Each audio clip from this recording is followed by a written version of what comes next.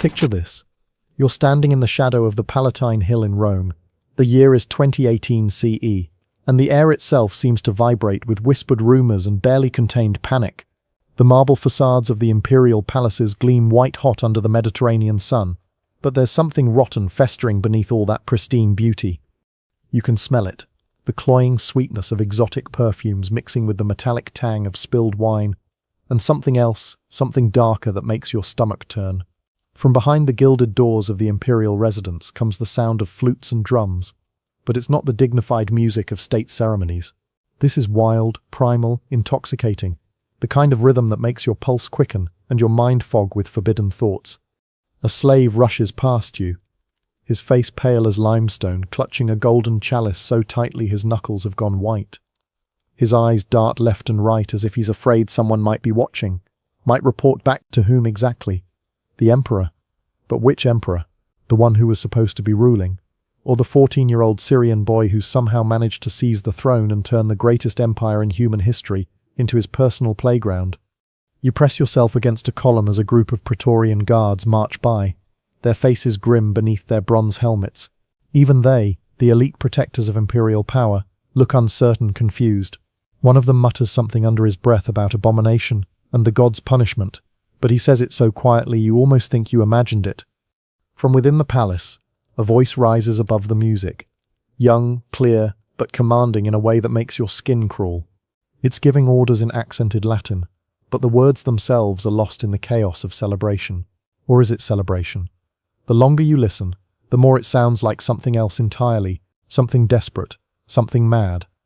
This is Rome at its most dangerous hour, when the boy they call Elagabalus sits on the throne of the Caesars, and nobody, not the Senate, not the Praetorian Guard, not even the gods themselves, seems to know what to do about it.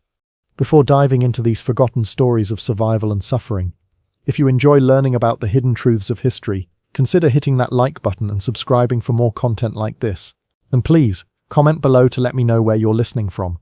I find it incredible that we're exploring these ancient stories together from different parts of the world, connected across time and space by our shared curiosity about the past. To understand how Rome fell into the hands of a 14-year-old who would reshape the empire according to desires no one had dared speak aloud, we need to go back to the beginning. Not the beginning of Rome, that's a story for another day, but the beginning of the end of the Severan dynasty, when the cracks in the imperial system split wide enough for something unprecedented to crawl through. The boy who would become Emperor Elagabalus was born Marcus Aurelius Antoninus, around 2004 CE, in the ancient city of Emesa, in what we now call Syria. But even that name, Marcus Aurelius Antoninus, was a lie, a political fiction designed to connect him to the great philosopher-emperor Marcus Aurelius. His real name was Varius Avitus Bassianus, and he was born into a family of ambitious Syrian aristocrats who understood that in the Roman Empire, blood meant nothing if you couldn't convince people it meant everything. Picture young Varius in those early years in Emesa, growing up in the shadow of the great temple of Elagabalus, the sun god whose black stone meteorite had fallen from heaven to become the focal point of Syrian religious devotion. The temple dominated the city's skyline, its walls echoing with the chants of priests and the cries of sacred prostitutes, the air thick with incense and the copper smell of animal sacrifice. This wasn't Rome, with its marble forums and rational architecture. This was the East, where religions mixed and merged like colors bleeding into water, where the boundaries between sacred and profane, male and female, human and divine were fluid, negotiable, ecstatic. In Rome, you worshipped the gods by offering them respect and the proper rituals. In Emesa, you worshipped by becoming them, by letting them possess your body and speak through your voice until you couldn't tell where you ended and the divine began. Varius's mother was Julia Soamius, a woman whose ambition burned so bright it could have powered the lighthouse at Alexandria. She was the niece of Julia Domna, who had been married to Emperor Septimius Severus and had tasted the intoxicating power of being an empress. When Julia Domna died in 217 CE, shortly after the assassination of her son Emperor Caracalla, she left behind a network of Syrian women who had grown accustomed to wielding influence from the shadows of imperial power. But shadows weren't enough for Julia Soamius. She wanted her son on the throne, and she was willing to tear the empire apart to put him there. The opportunity came when Emperor Macrinus, the man who had orchestrated Caracalla's murder, made the fatal mistake of trying to cut the pay of the legions stationed in Syria. Roman soldiers were many things, but patient wasn't one of them, especially when it came to their wages. Julia Soaemias saw her chance and struck like a serpent. She began spreading the rumor that young Varius was actually Caracalla's illegitimate son, born of a secret affair with his beloved sister. It was a lie so audacious, so scandalous, that it almost had to be true. In a world where political legitimacy came from bloodlines, claiming that your 14-year-old son was the bastard child of a dead emperor was either the most brilliant con in history or the most dangerous. Picture the scene in the Syrian camp of Legio III Gallica in May 2018 CE. The soldiers have been grumbling for months about their reduced pay, their loyalty to Emperor Macrinus, hanging by threads thinner than spider silk. Then Julia Soaemias arrives with her son, dressed in the purple robes of imperial office, his young face painted with cosmetics in the Eastern style, his movements graceful and androgynous in ways that both fascinate and disturb the hardened veterans. She stands before them and tells them who he really is, the son of their beloved Caracalla, the rightful heir to the throne that has been stolen from him. But more than that, she tells them he's the living embodiment of Elagabalus, the Syrian sun god, born to bring a new golden age to the empire. The soldiers look at this painted boy child, this creature who seems to exist in the space between male and female, human and divine, and something stirs in their blood. Maybe it's genuine religious fervor. Maybe it's just the promise of better pay, and the chance to be on the winning side of a civil war. Maybe it's something darker, some collective madness that seizes groups of men when they're far from home and faced with the impossible. Whatever it is, they kneel. The proclamation echoes across the camp like thunder. Hail Caesar! Hail Marcus Aurelius Antoninus! Hail Elagabalus! The name they give him, Elagabalus, isn't even his real name. It's the name of his god, and by taking it, he's claiming to be not just emperor, but deity incarnate. Emperor Macrinus, receiving word of the rebellion in his palace in Antioch, must have felt the ground shift beneath his feet. This wasn't just another military revolt. Those happened every few years and could usually be bought off or crushed. This was something new, something that combined political ambition with religious mania in ways that made it almost impossible to counter with conventional tactics. Picture Macrinus in his private chambers, scrolling through dispatch after dispatch from his spies and commanders. The reports all say the same thing. The boy isn't just claiming to be emperor, he's claiming to be God. His followers aren't just soldiers looking for better pay, they're converts to a new form of imperial worship that makes the traditional Roman ceremonies look pale and lifeless by comparison. And the boy himself, the descriptions are so bizarre that Macrinus probably thinks his informants are exaggerating. They describe a 14-year-old who dresses sometimes as a man, sometimes as a woman, sometimes as something in between, who performs religious ceremonies that involve dancing and singing, and what the Romans would have called unnatural acts, who speaks of marriage not just to women but to men, to gods, to concepts that don't even have names in Latin. This isn't just rebellion, it's revolution. It's an attack on everything Rome represents. Masculine virtue, rational governance, the clear boundaries between citizen and subject, human and divine, acceptable and abominable.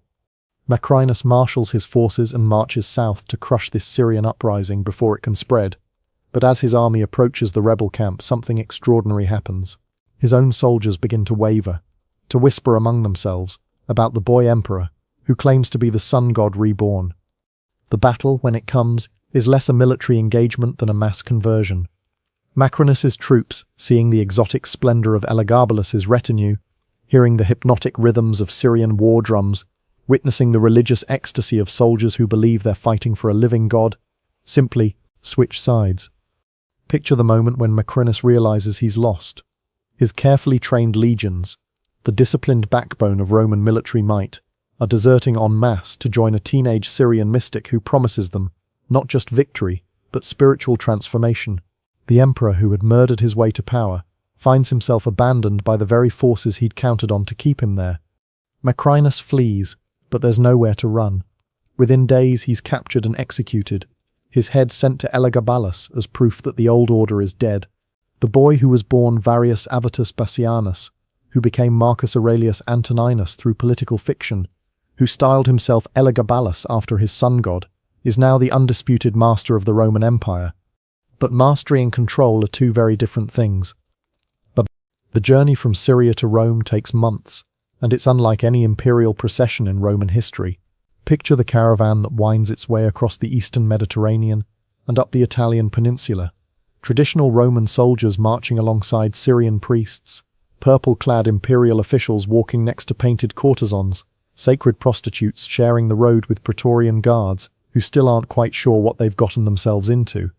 At the center of it all is Elagabalus himself, traveling in a golden chariot pulled by white horses, his appearance changing from day to day in ways that leave witnesses struggling for words. Sometimes he presents as a Roman emperor should, toga perfectly draped, bearing dignified, every inch the inheritor of Augustus and Trajan. Other times he appears in flowing Syrian robes, his face painted with cosmetics, jewelry glittering at his throat and wrists, looking more like a temple dancer than a military commander. But it's not just his appearance that unsettles people, it's his behavior. Roman emperors were expected to be distant, dignified, accessible only through carefully choreographed ceremonies. Elagabalus throws himself into crowds, touches common soldiers, engages in public displays of religious ecstasy that leave observers unsure whether they're witnessing divine inspiration or madness. The closer the procession gets to Rome, the more reports filter back to the capital about what's coming. The Senate, those ancient arbiters of Roman tradition, receive messenger after messenger, describing scenes that seem to belong in Oriental fairy tales rather than serious political reality. The new emperor is said to dance in public, to wear women's clothing, to perform religious ceremonies that involve activities that senators prefer not to discuss in polite company. Picture the debates that must have raged in the Curia, the ancient Senate house where Rome's political elite gathered to pretend they still had real power. Some senators argue for resistance. Surely the Praetorian Guard can be counted on to defend Roman traditions against this Eastern corruption. Others counsel acceptance. The boy has the loyalty of the legions, and challenging him might mean civil war. But beneath all the political calculations is a deeper anxiety, a sense that something fundamental is about to change. For centuries, Rome has been expanding eastward, conquering territories and absorbing their peoples, but always maintaining its essential Roman character. Now, for the first time, the East is coming to Rome not as a conquered territory but as a conqueror, bringing gods and customs and ways of thinking that threaten to transform the empire from within. When Elagabalus finally enters Rome in the summer of 2019 CE, the city holds its breath. Picture the scene as his procession passes through the gates, crowds lining the streets, some cheering, others silent with shock or fear. The new emperor rides in his golden chariot, but he's not alone. Beside him is a massive black stone, the sacred meteorite of Elagabalus, brought from Syria to serve as the centerpiece of a new religious order. This isn't just a political transition, it's a spiritual invasion. The boy emperor isn't content to rule Rome. He wants to transform it, to remake the capital of the world in the image of his Syrian homeland. And he has the power to do it. The first sign of what's to come appears within days of his arrival. Elagabalus announces that he will marry the stone of Elagabalus to Minerva, the Roman goddess of wisdom and warfare. It's a ceremony that has no precedent in Roman religious tradition, a mixing of Syrian and Roman deities that horrifies the traditional priesthood. But that's just the beginning. Within weeks, the new emperor has begun construction of a massive temple on the Palatine Hill, dedicated not to Jupiter or Mars or any of the traditional Roman gods, but to Elagabalus. The sound of hammers and chisels echoes across the city as workers labor to create a monument to a god most Romans have never heard of. Picture the confusion and fear that grips the capital as news of each new outrage spreads through the streets. The emperor has appointed Syrian priests to positions of power in the Roman religious hierarchy. He's introduced new ceremonies that involve dancing and music and what witnesses describe as unspeakable acts. He's begun wearing women's clothing in public, not as a disguise or a joke, but as a statement of nobody knows, and that uncertainty is almost worse than knowledge would be. The traditional Roman aristocracy watches in horror as their carefully ordered world dissolves into chaos. These are men who trace their lineages back to the founding of the Republic, who see themselves as the guardians of Roman virtue and tradition. They've weathered civil wars and barbarian invasions, but they've never faced anything like this, an emperor who seems determined to destroy everything they hold sacred. But it's not just the aristocracy that's unsettled. Common Romans, too, find themselves struggling to understand what's happening to their city. The emperor they see in public ceremonies bears little resemblance to the marble statues of Augustus or the stern portraits of Marcus Aurelius. This is something new, something unprecedented, something that challenges their basic assumptions about power and gender and the nature of imperial authority itself. Picture a typical Roman citizen, perhaps a shopkeeper or a craftsman, trying to explain to his children why their emperor sometimes dresses like a woman. Why the new religious ceremonies sound more like parties than worship. Why the palace echoes with music and laughter at all hours of the day and night. How do you maintain respect for imperial authority when that authority is exercised by someone who seems to delight in violating every expectation of how an emperor should behave? The answer for many Romans is that you don't. You adapt, you survive, you try to profit from the chaos if you can. The smart money in Rome quickly learns to flatter the new emperor's Syrian courtiers, to adopt Eastern fashions, to at least pretend enthusiasm for the exotic new religious practices. Those who resist openly tend to disappear, not always permanently, but long enough to send a clear message about the new rules of the game. But beneath the surface compliance, resentment builds like pressure in a sealed vessel. Rome has always been a conservative society, suspicious of change and fiercely protective of its traditions. Having those traditions not just challenged but actively mocked by a teenage emperor who claims divine authority is more than many Romans can bear. The Praetorian Guard, in particular, begins to show signs of strain. These are professional soldiers who have sworn loyalty to the emperor, but their definition of emperor assumes certain basic characteristics: Roman birth, masculine bearing, respect for traditional values. Elagabalus embodies none of these things, and his behavior becomes increasingly erratic as he settles into power. Picture the scene in the Praetorian barracks as news filters in of the emperor's latest outrage. Today he's announced his intention to marry one of his male courtiers. Tomorrow he'll declare himself the reincarnation of Venus.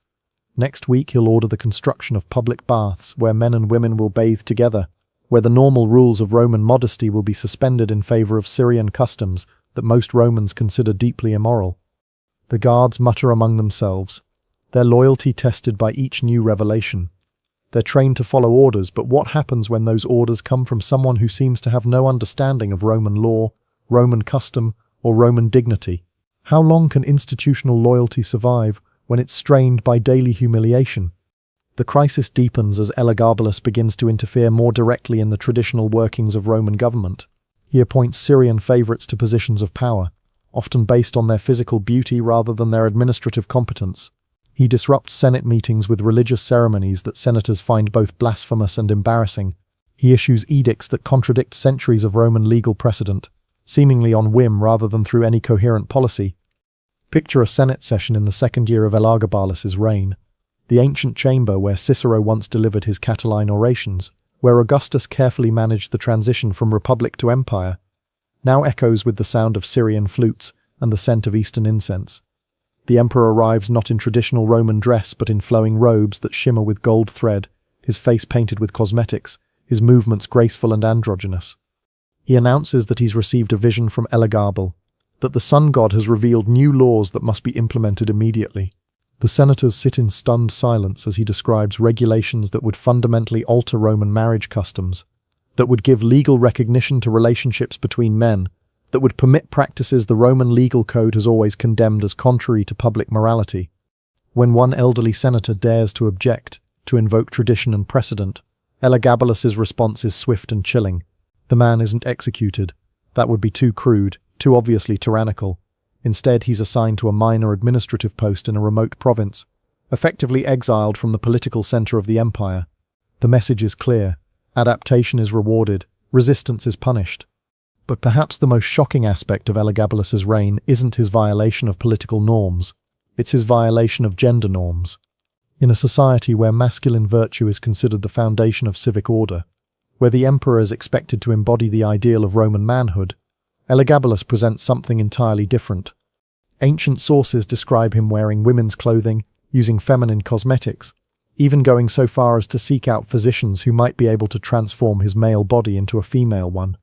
Modern historians debate whether this represents genuine gender dysphoria or simply political theatre designed to shock and intimidate. But for contemporary Romans, the distinction is irrelevant.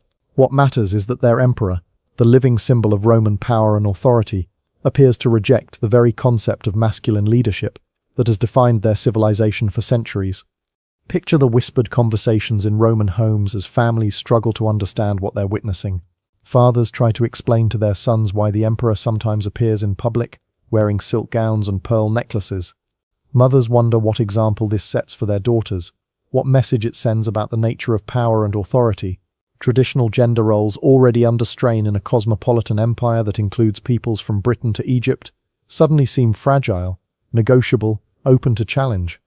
The emperor's personal relationships become the subject of endless speculation and gossip. He's said to have married multiple times, to women, to men, to his own courtiers, to foreign princes, to gods themselves in elaborate religious ceremonies. Each new union is announced with great fanfare, complete with public celebrations that blend Roman pageantry with Syrian religious ritual in ways that leave observers unsure whether they're witnessing a wedding or a religious initiation. But it's not just the marriages themselves that scandalize Rome. It's the way Elagabalus talks about them. He speaks openly of his desire to be dominated, to be treated as a woman in his relationships with men. He discusses sexual practices that Romans consider not just immoral but literally unspeakable, things that are done in the shadows of the city's brothels but never acknowledged in polite society. Picture the shock of Roman aristocrats accustomed to emperors who project strength and dominance, who embody the masculine ideals of the warrior citizen. Now they have a ruler who seems to delight in submission, who takes pleasure in activities that Roman culture associates with weakness and femininity. It's not just politically dangerous, it's psychologically destabilizing, challenging assumptions about power and gender that have been central to Roman identity for centuries. The religious dimension of Elagabalus's reign adds another layer of complexity to an already unprecedented situation. His worship of the Syrian sun god isn't just a personal preference, it's a systematic attempt to remake Roman religion in the image of Eastern mysticism. The traditional Roman approach to the gods, based on contractual relationships and proper ritual observance, gives way to something more ecstatic, more personal, more dangerous. Picture the scene in the new temple of Elagabalus, as the emperor leads his court in worship. The black stone meteorite, brought from Syria at enormous expense, sits at the center of the sanctuary, surrounded by golden altars and silk hangings. The air is thick with incense and the sound of exotic music, drums and flutes and stringed instruments that no Roman temple has ever heard. The emperor himself leads the ceremony, his movements part dance, part religious ritual, part theatrical performance. He sings in languages most of his audience doesn't understand, calling on gods whose names they've never heard. The traditional Roman toga has been replaced by flowing robes that blur the line between masculine and feminine, between imperial and priestly, between human and divine. The courtiers who surround him have been carefully chosen for their beauty and their willingness to participate in these exotic rituals. Some are Syrian nobles who understand the religious context. Others are Roman aristocrats who've adapted to the new regime. Still others are slaves and freedmen who've been elevated to positions of influence based on their physical appeal or their enthusiasm for the emperor's spiritual experiments. To traditional Romans watching from the margins of the ceremony, it looks less like worship than like an elaborate performance designed to shock and titillate. The boundaries between sacred and profane, between public ceremony and private indulgence, have been dissolved in favor of something that seems to celebrate excess for its own sake. But perhaps that's the point. Perhaps Elagabalus's reign isn't just about personal gratification or political power. Perhaps it's about transformation, about using the authority of the imperial office to remake Roman society according to a completely different set of values. If so, it's an experiment on an unprecedented scale, using the greatest empire in human history as a laboratory for ideas about gender, sexuality, and religious authority that won't be seen again for centuries. The question is whether the empire can survive the experiment. By the third year of his reign, the strains are beginning to show. The Senate is increasingly restive. The Praetorian Guard is showing signs of disloyalty, and provinces throughout the empire are reporting unrest as local populations struggle to understand what's happening in the capital. Economic problems, too, are mounting. The emperor's lavish spending on religious ceremonies and palace entertainments is draining the imperial treasury. His appointment of incompetent favorites to administrative positions is disrupting the efficient governance that has kept the empire running for centuries. His religious innovations are alienating traditional constituencies without creating new sources of support strong enough to replace them. Picture the growing desperation of Julia Soemias, the emperor's mother, as she realizes that her ambitions may have unleashed forces beyond her control. She had wanted her son on the throne, but she had assumed that once there he would govern like a traditional emperor, perhaps with some Syrian influences, but fundamentally within the bounds of Roman precedent. Instead, she finds herself watching helplessly as he transforms the empire into something unrecognizable, something that may not survive the shock of such rapid change. The same qualities that made him an effective rebel leader, his charisma, his willingness to challenge convention, his ability to inspire fanatical loyalty, are proving to be liabilities as a ruler. The boy who claimed to be the living embodiment of the sun god is burning too brightly, consuming everything around him in the intensity of his vision, And like the sun itself, he may be too powerful, too alien, too dangerous for the world he's trying to illuminate. The Roman Empire has weathered many crises in its long history: civil wars, barbarian invasions, economic collapse, plague. But it has never faced anything quite like this: an emperor who seems determined to destroy the very foundations of Roman civilization in order to build something entirely new in its place.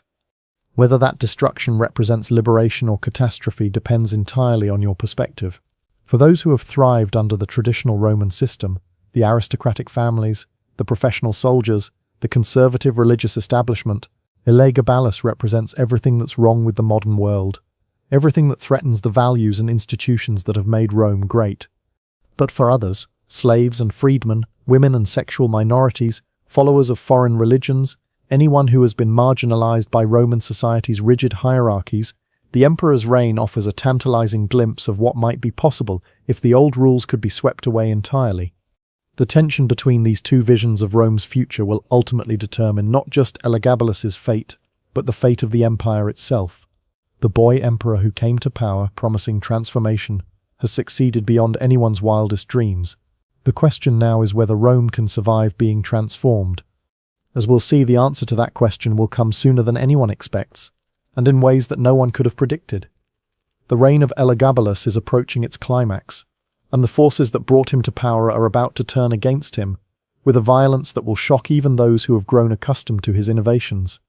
But that's a story for what comes next, when the sun god's chosen representative on earth discovers that even divine authority has its limits, and that some transformations exact a price that no one is prepared to pay.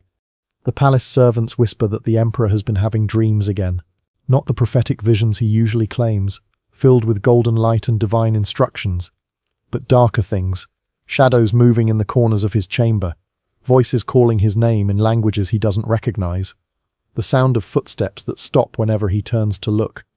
Maybe it's guilt finally catching up with him, maybe it's fear, or maybe, after 4 years of claiming to be the living embodiment of a god, he's starting to realize that gods aren't the only supernatural forces that take an interest in mortal affairs. The other gods, the Roman ones he's displaced, the Eastern deities he's offended, the spirits of the ancestors whose traditions he's desecrated, might have something to say about his cosmic reorganization of the divine order. Picture him in those restless nights pacing the marble floors of his private chambers, while his latest husband, a charioteer named Heracles, who supposedly resembles the emperor's idealized vision of masculine beauty, sleeps peacefully in their bed. The boy who once commanded legions with absolute confidence now jumps at shadows, starts at unexpected sounds, finds himself constantly looking over his shoulder as if expecting to see something that shouldn't be there. His behavior during the day becomes increasingly erratic. Court sessions that once showcased his theatrical flair now dissolve into rambling monologues about cosmic conspiracies and divine persecution. He orders the execution of servants for imagined slights, then pardons them minutes later when the mood passes. His religious ceremonies grow more elaborate and more desperate, as if he's trying to drown out those midnight voices with increasingly frantic displays of devotion. The Syrian priests who once served as his spiritual advisors begin to distance themselves from the emperor's inner circle. These are men who understand the difference between genuine religious experience and psychological breakdown, and what they're seeing from Elagabalus increasingly resembles the latter. When your god-emperor starts claiming that rival deities are stalking him through the palace corridors, it's time to start looking for new employment. Julia Soaemias watches her son's deterioration with growing alarm. This isn't the confident young man who seized an empire through sheer force of personality. This is something broken, something that's been pushed beyond its limits, and is starting to crack under the pressure. She's sacrificed everything, her reputation, her principles, the stability of the empire itself, to put him on the throne, and now she's watching him destroy himself with the same reckless abandon he's brought to destroying Roman tradition. She tries to intervene to surround him with more competent advisors, to moderate his most extreme impulses. But Elagabalus is beyond moderation now. He's caught in a spiral of paranoia and megalomania that feeds on itself, growing stronger with each perceived slight, each whispered criticism, each sign that his divine authority isn't as absolute as he believed. The breaking point comes in the winter of 2021 CE, during one of the emperor's increasingly elaborate religious festivals. Picture the scene in the temple of Elagabalus, hundreds of courtiers packed into the sacred space, the air thick with incense and sweat, and barely controlled hysteria. The emperor stands before his black stone meteorite, arms raised toward the heavens, calling on his patron deity to manifest physically in the temple. But something goes wrong. Maybe it's the pressure of performing miracles on command. Maybe it's the accumulated stress of 4 years of trying to transform an empire through willpower alone. Maybe it's just the natural consequence of a teenage mind pushed beyond its breaking point by impossible responsibilities and unlimited power. Whatever the cause, Elagabalus collapses during the ceremony. Not a graceful swoon designed for dramatic effect, but a genuine loss of consciousness that leaves him convulsing on the temple floor, while his horrified courtiers try to decide whether they're witnessing divine possession or imperial breakdown. When he recovers, hours later, something fundamental has changed. The boy who once radiated confidence and charisma now seems hollow, diminished, as if some essential part of his personality has been burned away by whatever he experienced during his collapse. He speaks in whispers about betrayal, about enemies gathering in the shadows, about the gods themselves turning against him. The rumors spread through Rome like wildfire. The emperor is mad. The emperor is dying. The emperor has been possessed by demons. The emperor has been abandoned by his own god. Each version of the story is more sensational than the last, but they all point to the same conclusion. The supernatural authority that has sustained Elagabalus's reign is crumbling, leaving behind only a confused and frightened young man who's made too many enemies to survive without divine protection. Julia Mamaea, Elagabalus's aunt, and the mother of his cousin Alexander Severus, sees her opportunity. She's been watching from the margins for 4 years, carefully building networks of support among the very Roman traditionalists, who've been most alienated by her nephew's reign. Where Julia Soaemias bet everything on Syrian exoticism and divine authority, Julia Mamaea has positioned herself as the champion of Roman values and imperial restoration. Her son Alexander is everything Elagabalus is not. Conventionally masculine, respectful of tradition, trained in Roman law and administration rather than Syrian mysticism. At 13, he's already showing signs of the kind of steady, competent leadership that the empire desperately needs after 4 years of chaos and innovation. Picture the careful conversations that take place in Julia Mamaea's private apartments, as she lays the groundwork for a palace coup. The Praetorian Guard commanders who visit her don't speak openly of treason. That would be too dangerous, too explicit. Instead, they talk about the empire's need for stability, about the importance of traditional Roman values, about the tragic spectacle of watching a once great institution destroy itself through the excesses of its leadership. The key is the Praetorian Guard itself. These are professional soldiers who've sworn loyalty to the imperial office, but their patience has limits. 4 years of watching their emperor parade around in women's clothing. 4 years of enforcing edicts that violate everything they consider decent and Roman. 4 years of serving someone who seems more interested in shocking people than in governing them effectively. It's more than military discipline can sustain indefinitely. The final straw comes in March 22 CE, when Elagabalus announces his intention to remove all traditional Roman gods from their temples and replace them with images of Elagabal. It's not just religious innovation now, it's active destruction of everything Romans consider sacred. The emperor, who once claimed to be bringing divine enlightenment to the empire, is now threatening to erase the spiritual foundations of Roman civilization itself. Even his most loyal supporters begin to waver.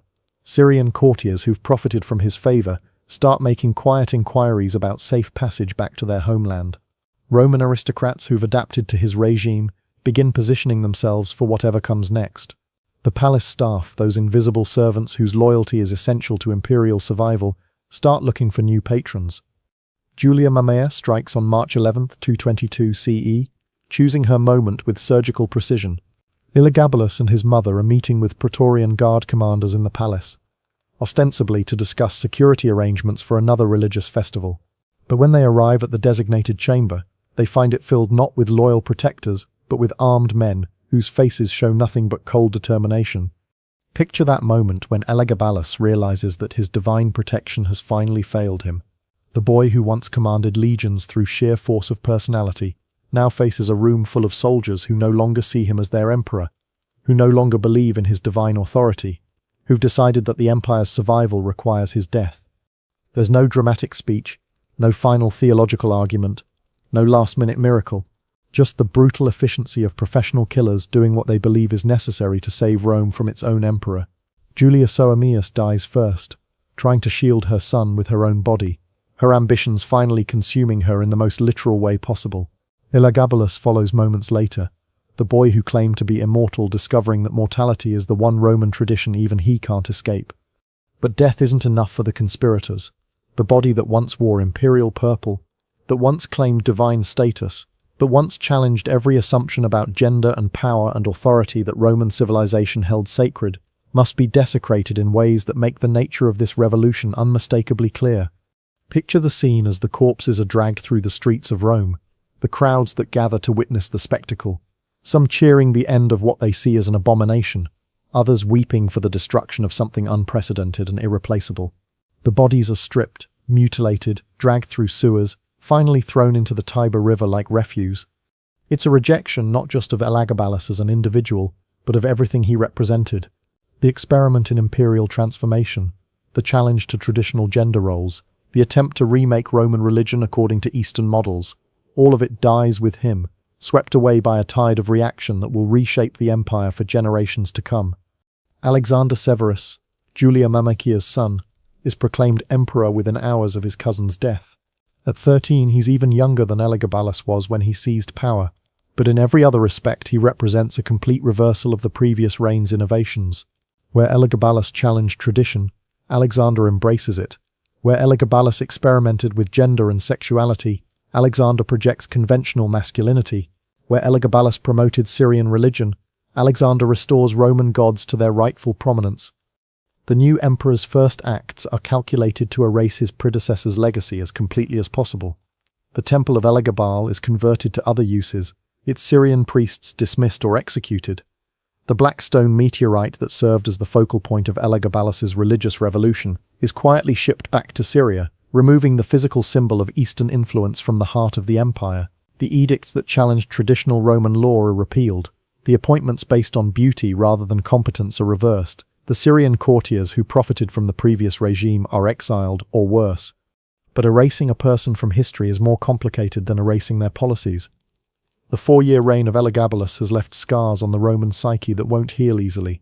The empire has seen what happens when traditional boundaries are challenged, when long-held assumptions about power and gender and religion are called into question.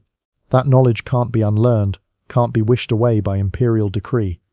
Picture the conversations that must have taken place in Roman homes in the months following Elagabalus's death. Parents trying to explain to their children why the emperor who once ruled them was killed. Husbands and wives discussing what they witnessed during those 4 strange years, what it meant, what it revealed about the nature of authority and identity, and the possibilities that exist when conventional rules are suspended. Some Romans undoubtedly felt relief at the restoration of traditional order. The shopkeepers and craftsmen who depend on stability for their livelihoods, the aristocratic families whose status is tied to established hierarchies, the religious conservatives who saw Elagabalus's innovations as blasphemous. For them, Alexander Severus's reign represents a return to sanity, a recovery from a collective nightmare that nearly destroyed the empire. But others must have felt something more complex. The slaves and freedmen who saw in Elagabalus's reign a glimpse of more fluid social possibilities. The women who witnessed a world where gender roles could be negotiated rather than imposed. The followers of foreign religions who experienced a brief moment when spiritual diversity was celebrated rather than merely tolerated.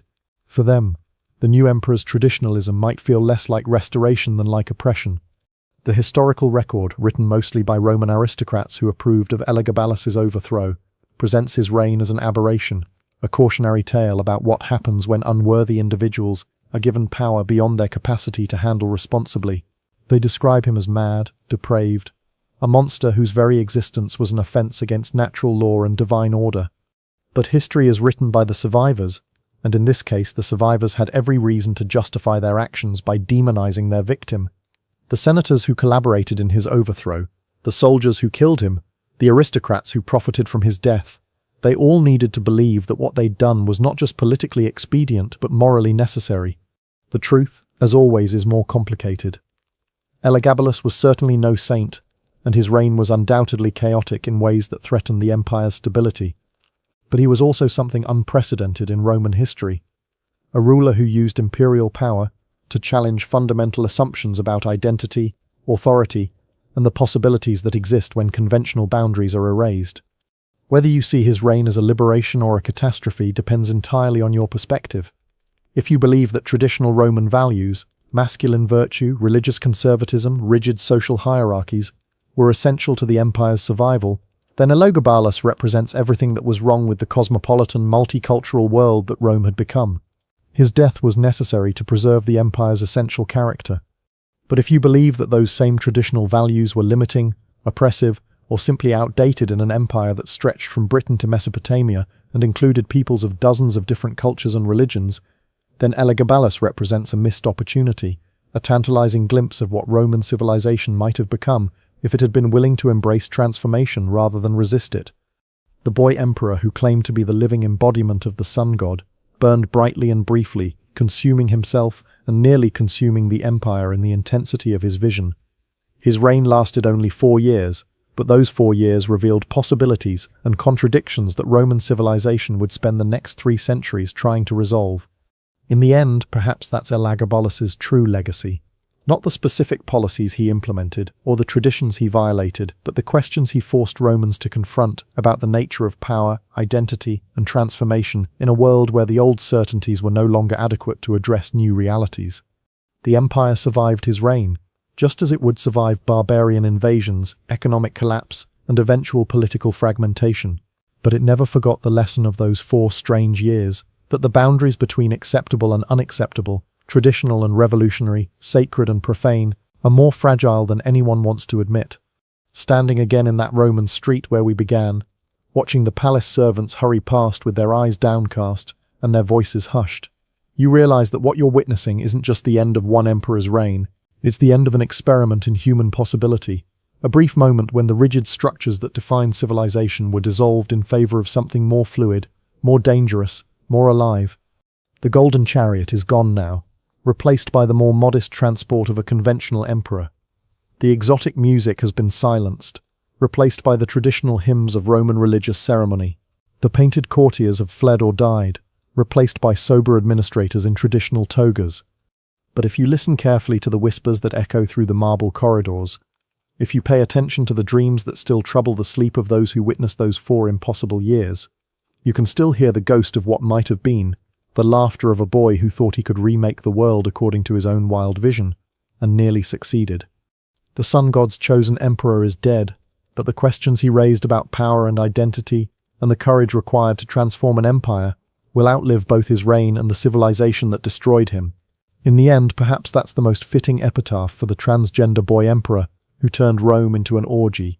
He dared to imagine that the world could be different, and paid the ultimate price for the audacity of his imagination.